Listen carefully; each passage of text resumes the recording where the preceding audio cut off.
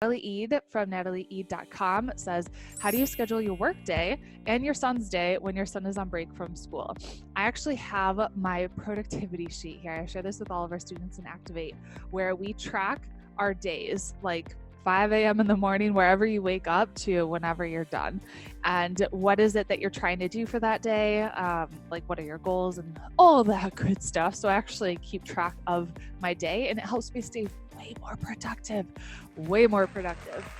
So when TJ is at school, it's a little bit different than when he is at home.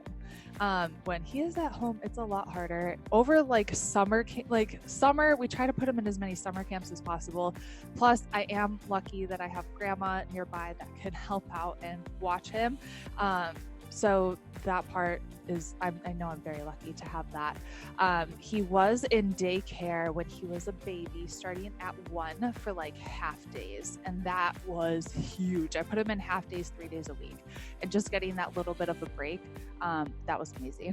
Like, that was a game changer. So when TJ's at school, what I have on my schedule, I wake up around 5, between 5 and 6. I don't typically set an alarm. I set like an emergency alarm for 7 o'clock or 6:30 or something like that, of like, if I really needed to sleep for like 11 hours for whatever reason, it'll wake me up. But I'm usually up on my own between 5 and 6, and I do a morning routine. And then before TJ wakes up, that gives me like a solid hour to actually get some really productive work in, because I am a morning person and I can get so much done in the mornings. And so that's when I'll think about, what's my one thing for the day? Do I need to write a blog post? Do I need to write emails? Like, what is that thing? And I'll get that done. And so that's done before I even wake up TJ and get him ready for school. I usually wake him up between 7:30 at the latest. Today he woke up on his own a little bit before 7. So get him ready for school, get him out the door.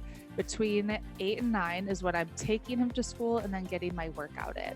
And so we ride our bikes to school. We're really lucky. We live close. It's kind of why we picked the house where we're in right now, is so close to a school. It's awesome. So ride bike to school, work out right away so I don't lose any momentum. And then that's when I get into some more important activities that need to get done. So today it was record a podcast, write emails. I have a coaching call, discovery call, all that good stuff. So when he's at school, it's a lot easier. When he's not at school, I try to get as much done in the morning, like most essential things done first thing in the morning before he wakes up.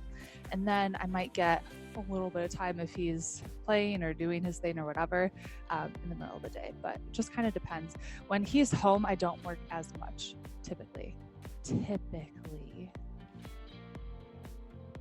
Oh, and just to add another thing there, when I pick him up from school at 3 o'clock, I'm done working.